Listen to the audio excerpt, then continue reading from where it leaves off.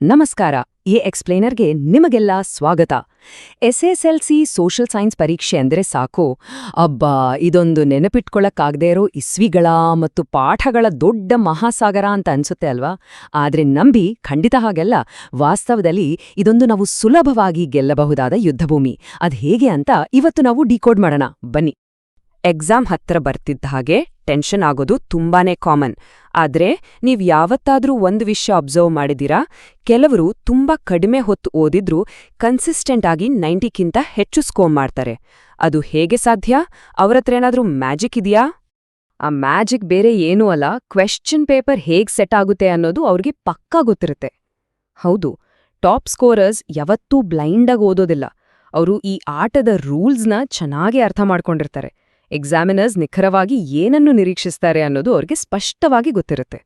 So ಇವತ್ ನಾವು ಏನೆಲ್ಲ ಕವರ್ ಮಾಡ್ತೀವಿ ಅಂದ್ರೆ, ಮೊದಲನೇದಾಗಿ ಪರೀಕ್ಷೆಯ ಬ್ಲೂ ಪ್ರಿಂಟ್, ಆಮೇಲೆ ಟೈಮ್ ಮ್ಯಾನೇಜ್ಮೆಂಟ್, ಪ್ರಶ್ನೆಗಳನ್ನ ಅರ್ಥ ಮಾಡ್ಕೊಳ್ಳೋದು, ಮ್ಯಾಪ್ ಕ್ವೆಶ್ಚನಲ್ಲಿ ಪಕ್ಕಾ ಮಾರ್ಕ್ಸ್, ಸಬ್ಜೆಕ್ಟ್ ವೈಸ್ ಸ್ಟ್ರಾಟಜಿಗಳು, ಮತ್ತೆ ಕೊನೆಯದಾಗಿ ನಾವು ಮಾಡೋ ಸಾಮಾನ್ಯ ತಪ್ಪುಗಳನ್ನ ಹೇಗೆ ಅವಾಯ್ಡ್ ಮಾಡೋದು ಅಂತ.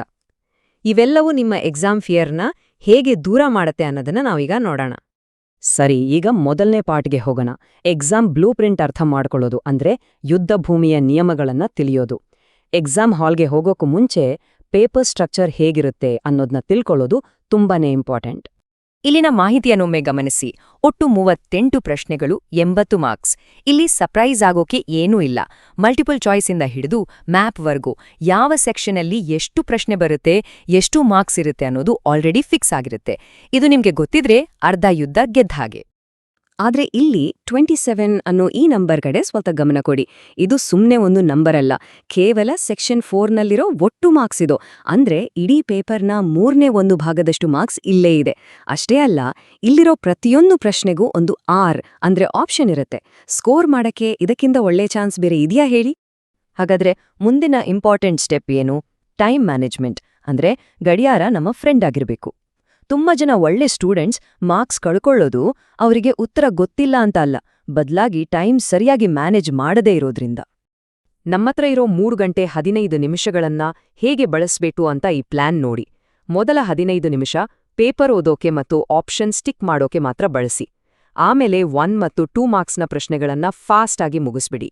ಆಗ ನಿಮ್ಗೆ 3 ಮತ್ತು 4 ಮಾರ್ಕ್ಸ್ನ ಪ್ರಶ್ನೆಗಳಿಗೆ ಸಾಕಷ್ಟು ಟೈಮ್ ಸಿಗುತ್ತೆ. ಟಾಪರ್ಸ್ ಫಾಲೋ ಮಾಡೋ ಎಕ್ಸಾಕ್ಟ್ ಟ್ಯಾಕ್ಟಿಕ್ ಇದು. ಇಲ್ಲಿ ನೀವು ನೆನ್ಪಿಡ್ಬೇಕಾದ ಒಂದು ಗೋಲ್ಡನ್ ರೂಲ್ ಇದೆ. ಯಾವತ್ತೂ ಒಂದೇ ಪ್ರಶ್ನೆಗೆ ಅಂಟ್ಕೊಂಡು ಕೂರ್ಬೇಡಿ. ಉತ್ತರ ನೆನ್ಪಾಗ್ತಿಲ್ವಾ? ಟೆನ್ಷನ್ ಬೇಡ, ಸ್ವರ್ಥ ಜಾಗ ಬಿಡಿ, ಮುಂದಿನ ಪ್ರಶ್ನೆಗೆ ಹೋಗಿ ಆಮೇಲೆ ವಾಪಸ್ ಬನ್ನಿ. ಕೇವಲ ಒಂದು 3 ಮಾರ್ಕ್ಸ್ ಪ್ರಶ್ನೆಗಾಗಿ ತಲೆ ಕೆಡಿಸ್ಕೊಂಡು ಆಮೇಲೆ ಸಿಗೋ ಈಸಿ ಪ್ರಶ್ನೆಗಳನ್ನ ಮಿಸ್ ಮಾಡ್ಕೊಳ್ಳೋದು ಬುದ್ಧಿವಂತಿಕೆ ಅಲ್ಲ. ಓಕೆ, ಈಗ ಪ್ರಶ್ನೆಗಳನ್ನ ಮತ್ತು ಮಾರ್ಕ್ಸಿನ ಡಿಕೋಡ್ ಮಾಡೋ ಬಗ್ಗೆ ಮಾತಾಡೋಣ. ಪ್ರಶ್ನೆಯಲ್ಲಿ ಕೇಳಿರೋ ಕಮಾಂಡ್ ವರ್ಡ್ಸ್ ನಿಮ್ಮ ಉತ್ತರ ಎಷ್ಟು ಉದ್ದ ಇರಬೇಕು, ಹೇಗಿರ್ಬೇಕು ಅಂತ ಡಿಸೈಡ್ ಮಾಡುತ್ತೆ. ಇದನ್ನ ಅರ್ಥ ಮಾಡ್ಕೊಂಡ್ರೆ ನಿಮ್ಮ ಟೈಮ್ ತುಂಬಾ ಸೇವ್ ಆಗುತ್ತೆ. ಉದಾಹರಣೆಗೆ, ಡಿಫೈನ್ ಅಥವಾ ವ್ಯಾಖ್ಯಾನಿಸಿ ಅಂತ ಕೇಳಿದಾಗ ಕೇವಲ 1 ಅಥವಾ 2 ಲೈನ್ನಲ್ಲಿ ಎಕ್ಸಾಕ್ಟ್ ಮೀನಿಂಗ್ ಬರೀರಿ ಅಷ್ಟೆ. ಅಲ್ಲಿ ಕೂತು ಇಡೀ ಪೇಜ್ ಬರೆದ್ರೆ ಎಕ್ಸ್ಟ್ರಾ ಮಾರ್ಕ್ಸ್ ಖಂಡಿತ ಸಿಗಲ್ಲ, ಟೈಮ್ ವೇಸ್ಟ್ ಆಡತ್ತೆ ಅಷ್ಟೆ. ಅದೇ ರೀತಿ ವ್ಯತ್ಯಾಸ ತಿಳಿಸಿ ಅಂತ ಕೇಳಿದಾಗ 2 ಕಾಲಮ್ ಮಾಡಿ ಪಾಯಿಂಟ್ ಬೈ ಪಾಯಿಂಟ್ ಬರೆಯಬೇಕು. ಒಂದು ಕಡೆ ಮಾತ್ರ ಬರೆದು ಇನ್ನೊಂದು ಕಡೆ ಬಿಟ್ರೆ ಫುಲ್ ಮಾರ್ಕ್ಸ್ ಸಿಗಲ್ಲ ಅನ್ನೋದು ನೆನ್ಪಿರ್ಲಿ. ನೇರವಾದ ಕಂಪ್ಯಾರಿಸನ್ ಮಾತ್ರ ಇಲ್ಲಿ ವರ್ಕ್ ಆಗೋದು. ಇನ್ನು ಸಮರ್ಥಿಸಿ ಅಥವಾ ಜಸ್ಟಿಫೈ ಅಂತ ಕೇಳಿದಾಗ ನೀವು ರೀಸನ್ಸ್ ಕೊಡ್ಬೇಕು, ಯಾಕೆ ಅಂತ ಪ್ರೂವ್ ಮಾಡ್ಬೇಕು. ಇಲ್ಲಿ ನೀವು ಕೊಡೋ ಪ್ರತಿಯೊಂದು ವ್ಯಾಲಿಡ್ ರೀಸನ್ಗೂ ವ್ಯಾಲ್ಯೂವೇಟರ್ಸ್ ಒಂದೊಂದು ಮಾರ್ಕ್ ಕೌಂಟ್ ಮಾಡ್ತಾರೆ. ಸೊ ಪಾಯಿಂಟ್ಸ್ ಸ್ಪಷ್ಟವಾಗಿರ್ಲಿ. ಈ 2 ಅಪ್ರೋಚ್ಗಳನ್ನೊಮ್ಮೆ ನೋಡಿ. ಒಂದ್ ಕಡೆ ಪ್ಯಾರಾಗ್ರಾಫ್ ಕಟ್ಲೆ ಬರೆದ್ರೆ ಮೇನ್ ಪಾಯಿಂಟ್ಸ್ ಹೈಡ್ ಆಗೋಗುತ್ತೆ, ಮತ್ತೆ ಎಕ್ಸಾಮಿನರ್ಗೂ ಓದೋಕ್ ಬೋರ್ ಆಗುತ್ತೆ. ಆದ್ರೆ ಇನ್ನೊಂದು ಕಡೆ ನೋಡಿ, 1, 2, 3 ಅಂತ ನೀಟಾಗಿ ನಂಬರ್ ಹಾಕಿ ಪಾಯಿಂಟ್ಸ್ ಬರೆದ್ರೆ ವಾವ್, ನೋಡೋಕು ಚೆನ್ನಾಗಿರುತ್ತೆ, ಮಾರ್ಕ್ಸ್ ಕೂಡ ಫುಲ್ ಗ್ಯಾರಂಟಿ. ಇದೇ ವಿನ್ನಿಂಗ್ ಟ್ಯಾಕ್ಟಿಕ್. ಈಗ ಪೇಪರ್ನ ಒಂದು ಸ್ಪೆಷಲ್ ವೆಪನ್ ಕಡೆ ಬರೋಣ. ಅದೇ ಮ್ಯಾಪ್ ಕ್ವೆಶ್ಚನ್.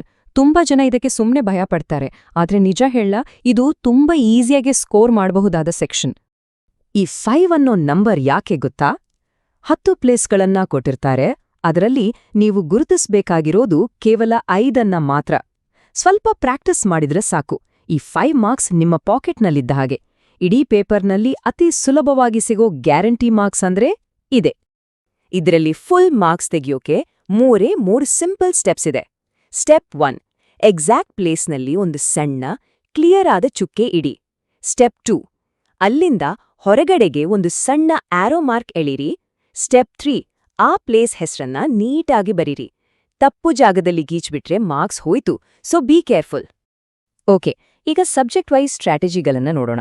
ಬರೀ ಓದಿದ್ರೆ ಸಾಲದು, ಯಾವ ಸಬ್ಜೆಕ್ಟ್ನಲ್ಲಿ ಯಾವುದರ ಮೇಲೆ ಫೋಕಸ್ ಮಾಡಬೇಕು ಅನ್ನೋ ಟ್ಯಾಕ್ಟಿಕಲ್ ಸ್ಟಡಿ ತುಂಬಾನೇ ಇಂಪಾರ್ಟೆಂಟ್. ಇತಿಹಾಸದಲ್ಲಿ ಬರೀ ಇಸ್ವಿಗಳನ್ನ ಮಗಪ್ ಮಾರ್ಬೇಡಿ, ಘಟನೆಗಳ ಕಾರಣ ಮತ್ತು ಪರಿಣಾಮಗಳನ್ನ ಲಿಂಕ್ ಮಾಡಿ ಓದಿ. ರಾಜ್ಯಶಾಸ್ತ್ರದಲ್ಲಿ UN, WHO ಹೆಡ್ ಕ್ವಾರ್ಟರ್ಸ್ ಮತ್ತು ಅವುಗಳ ಕೆಲಸಗಳನ್ನ ಕಲಿಯಿರಿ. ಸಮಾಜಶಾಸ್ತ್ರದಲ್ಲಿ ಡೆಫಿನಿಷನ್ಸ್ ಮತ್ತು ಸಾಮಾಜಿಕ ಸಮಸ್ಯೆಗಳ ಬಗ್ಗೆ ಗಮನ ಇರಲಿ. ಭೂಗೋಳದಲ್ಲಿ ವ್ಯತ್ಯಾಸಗಳು, ಮಾನ್ಸೂನ್, ಮ್ಯಾಪ್ ಡಯಾಗ್ರಾಮ್ಸ್ ಪಕ್ಕಾ ಇರಬೇಕು. ಎಕನಾಮಿಕ್ಸ್ ಮತ್ತು ಬಿಸ್ನೆಸ್ ಸ್ಟಡೀಸ್ನಲ್ಲಿ ಬ್ಯಾಂಕ್ ಅಕೌಂಟ್ಸ್, ಬಜೆಟ್ ಬಗ್ಗೆ ಓದೋದನ್ನ ಖಂಡಿತ ಸ್ಕಿಪ್ ಮಾಡಬೇಡಿ. ಇವು ತುಂಬಾ ಈಸಿ ಸ್ಕೋರಿಂಗ್ ಏರಿಯಾಗಳು.